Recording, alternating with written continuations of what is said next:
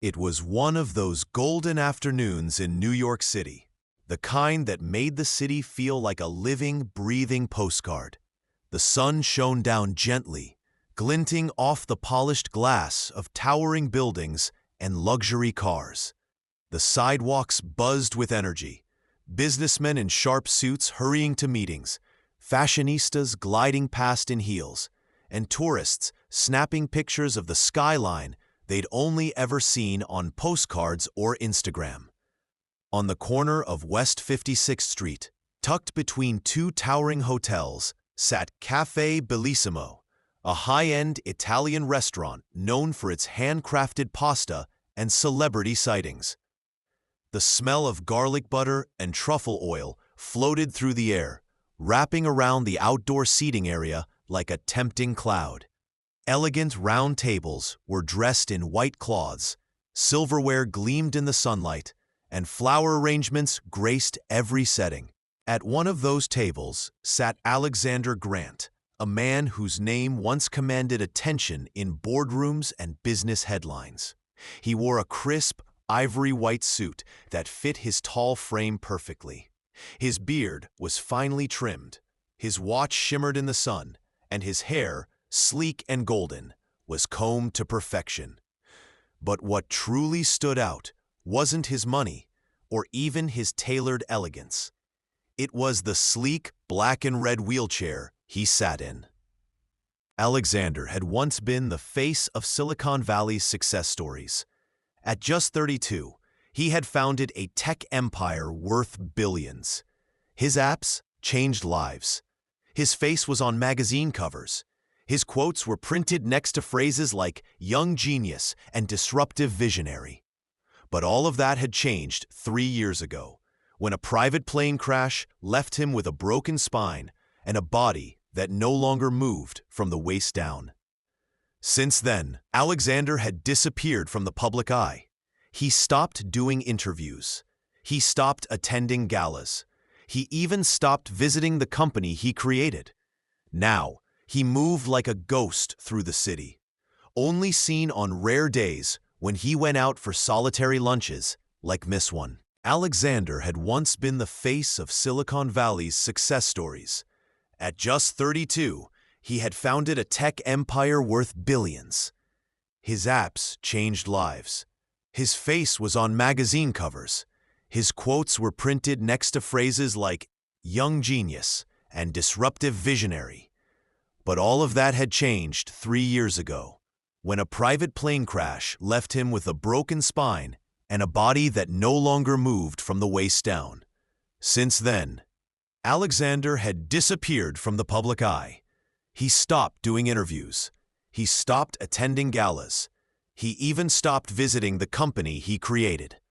Now, he moved like a ghost through the city, only seen on rare days when he went out for solitary lunches like this one.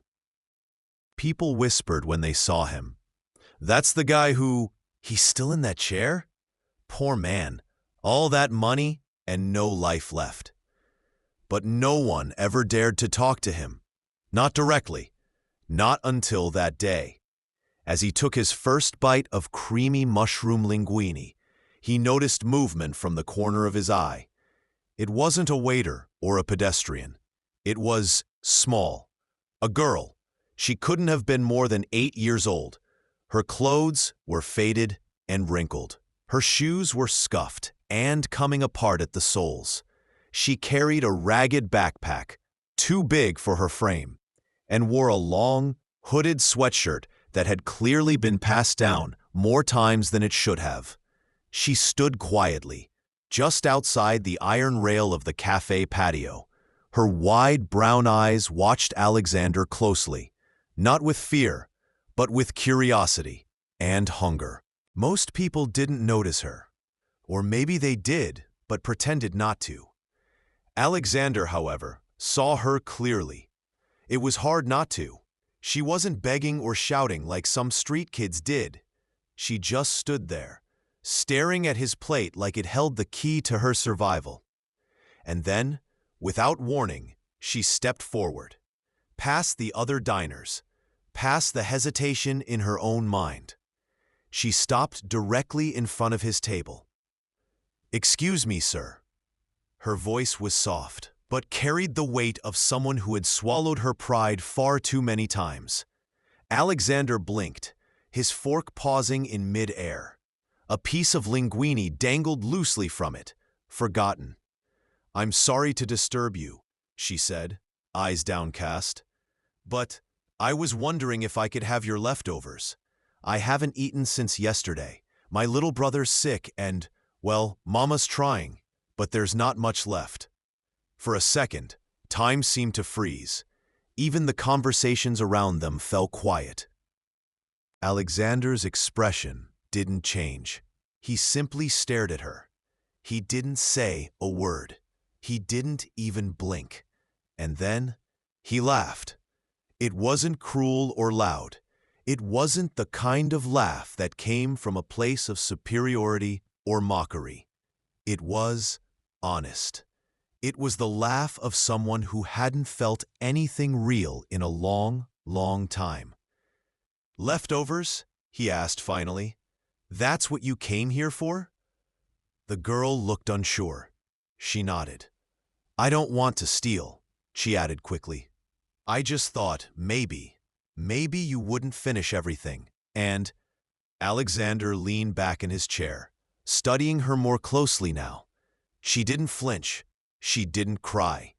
She simply stood her ground with a kind of quiet dignity that most adults couldn't even fake. Something about her felt different, real, raw. He thought back to his own life, the one that felt like it ended the day he lost his legs. The pity, the silence, the people treating him like he was invisible. And now, here was this small girl, standing in front of him, asking for food, not because she pitied him, but because she believed maybe he could help. For the first time in 3 years, someone didn't see Alexander Grant the billionaire or Alexander Grant the crippled man. She just saw a human being. And that changed everything. Alexander Grant sat frozen. The golden fork in his hand hovered above his plate, a single strand of pasta dangling lifelessly. His eyes locked on the little girl standing beside his table. Her voice still echoed in his ears. "Can I have your leftovers?" He wasn't used to being approached. People walked around him, never to him. Since the accident that took away his ability to walk, he'd become a ghost in a city he once ruled. But this girl, this tiny stranger in torn shoes, had dared to speak, and he laughed. Not to mock her, not to belittle. It was a sudden, surprised, broken laugh, as if life had just dropped a story in his lap that was too real to believe. "You want my leftovers?" he asked, his voice dry. She nodded slowly. "I'm really sorry. I didn't mean to interrupt. I just haven't eaten since yesterday." Her voice trembled, but her eyes didn't waver. Alexander studied her closer. Small hands, dusty hoodie, and a brave face that held back tears like a soldier. He noticed the way she stood tall, like she wasn't just asking for herself. "What's your name?" he asked. "Amara." "Amara," he repeated thoughtfully. "Where's your family?" "My mom's working. She works 2 jobs. My little brother's sick, so I watch him. Today he couldn't stop coughing. I didn't know what to do. I thought maybe I could find something to bring back." Alexander leaned back in his wheelchair. He'd had business meetings with presidents and billionaires, but none of those conversations hit him the way this one did. He looked to the waiter nearby. "Bring another plate, same order, and a dessert." The waiter hesitated, glancing at Amara, but obeyed. Amara stepped back. "Wait, really? You're giving me food?" "No," Alexander replied with a small smile. "I'm giving you lunch. Sit." Her eyes widened. "But this place is for rich people." "Then consider yourself rich today," he said. She hesitated, then slowly climbed into the chair next to him. The table looked too big for her. The silverware looked like treasure. When the pasta arrived, She didn't dive into it.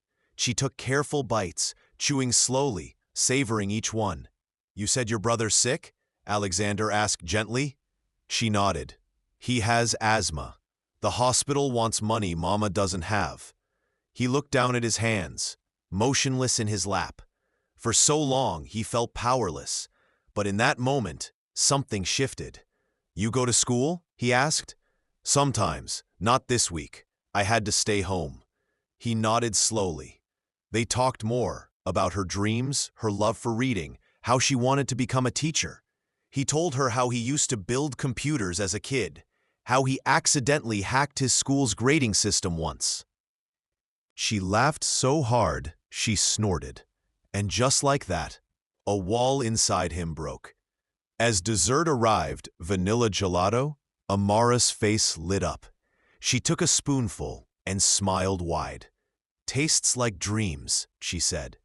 Alexander smiled too. That's exactly what it's supposed to taste like. When they finished, Amara stood. "Thank you," she said softly.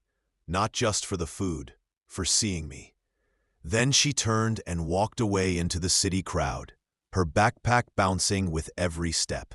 Alexander sat in silence, but this time he didn't feel alone. Something had begun. 3 days had passed since that unexpected lunch.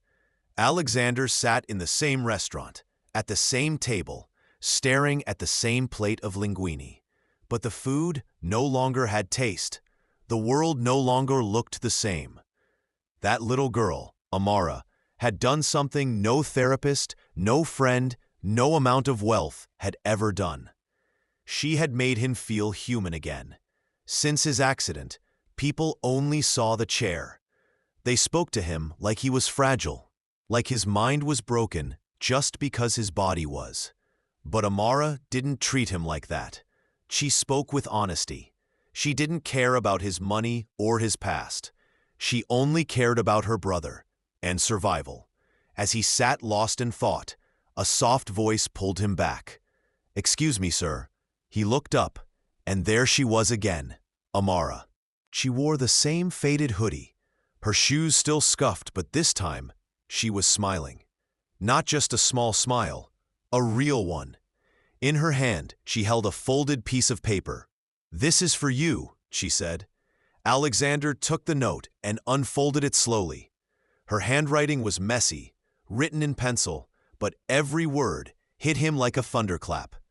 "Dear Mr. Alexander, thank you for seeing me. That lunch wasn't just food, it was hope." My brother smiled again for the first time in weeks. Mama cried happy tears when I told her someone cared. "You reminded me that kindness still exists. Maybe we'll be okay after all. Thank you for the miracle." Alexander's eyes stayed fixed on the note. A lump rose in his throat. Something inside him cracked open wider than before. This little girl, she had thanked him for a meal, but in truth, she had given him something priceless: purpose. Suddenly, sitting there wasn't enough. Doing nothing wasn't enough. He had the power to change lives. Why had he stopped? He turned to his assistant, seated nearby. "Find out where she lives," he said, quietly. No press, no noise. That night, he made calls, dozens of them, to hospitals, charities, community outreach programs. Within 24 hours, Amara's brother was admitted to a private children's clinic. The best specialists were assigned. His treatment paid in full. Alexander didn't stop there. He paid off their rent, bought them groceries for 6 months, set up a savings account in Amara's name for future school expenses, all without revealing who was behind it. He didn't want thanks. He just wanted to feel alive again. Because of one little girl's courage, he was finally waking up from a long, silent sleep. The next morning, he asked his driver to take him somewhere he hadn't been in years: his company headquarters. The building buzzed with shock when he rolled through the front doors. Employees stared, some clapped, some cried. But Alexander wasn't there for applause. He was there to lead again. The moment Alexander entered the lobby of his tech company, a silence swept over the room. Employees looked up from their desks. Some dropped their coffee cups. Others froze in mid-conversation. No one had seen him in years, not since the accident. Rumors had said he would never return. But there he was, wheeling himself forward with quiet determination, wearing the same crisp white suit, only this time, his eyes were alive again. "I'm not dead," he said with a half-smile. "Let's get to work." In the days that followed, Alexander's comeback made headlines. Tech Titan returns. Alexander Grant is back. The stock price soared. But the man behind the wheel wasn't interested in fame anymore. Something had changed inside him. He didn't want to build just for profit now. He wanted to build to help. He started new projects, affordable health apps, education platforms, tools for struggling families. He even announced a foundation focused on supporting children in poverty, quietly named the Amara Initiative. But in all this noise, one voice still lingered in his mind, the little girl who had reminded him of his worth. He hadn't seen her since she handed him the note. One evening, just as the sun dipped below the skyline, Alexander asked his driver to take him back to that neighborhood, the one she had walked off into. The streets weren't glamorous. Cracked sidewalks, flickering streetlights, families sitting on apartment steps. But to Alexander, it was more real than any gala he'd ever attended. They found the building easily. His assistant had quietly confirmed their new address after the rent was paid up. Alexander rolled up to the third floor, where a thin woman opened the door cautiously. Her eyes widened when she saw him. You're the man from the restaurant," she whispered. He nodded. "I'm Amara's mother," she said, stepping aside. "Please, come in." Inside, the apartment was small but clean. A table sat in the center, with homework scattered across it. A boy, maybe 6, was napping on a worn couch, a breathing machine humming softly beside him. Then came the sound of quick footsteps. "Mr. Alexander!" Amara burst into the room, her face glowing. He smiled warmly. "You remember me?" "Of course. Mama told me everything you did. You saved my brother." He shook his head. "No, Amara, you saved me." She blinked. "Me? But I'm just a kid." He leaned forward. "That day, you reminded me of something I'd forgotten. That one small act of courage can change someone's whole life." Tears filled her mother's eyes. "I don't have anything to repay you with," she said. "You already did," he replied. "You raised her." As he looked around the tiny apartment, Alexander felt something he hadn't felt in years. Peace. Not the kind you buy, the kind you earn. Before leaving, he handed Amara a small envelope. "This is for you," he said, "a scholarship, for whatever school you want, now or later." Amara's eyes filled with wonder. "Are you sure?" He smiled. No child who dreams big should ever be stopped by money. As he rolled toward the door, Amara ran after him and hugged him tightly. "You're not just sitting anymore," she whispered. "You're moving again." And she was right. If this story touched your heart, don't forget to like, subscribe, share it with someone who needs hope today, and turn on the bell icon so you never miss a story that could change your life. Heart.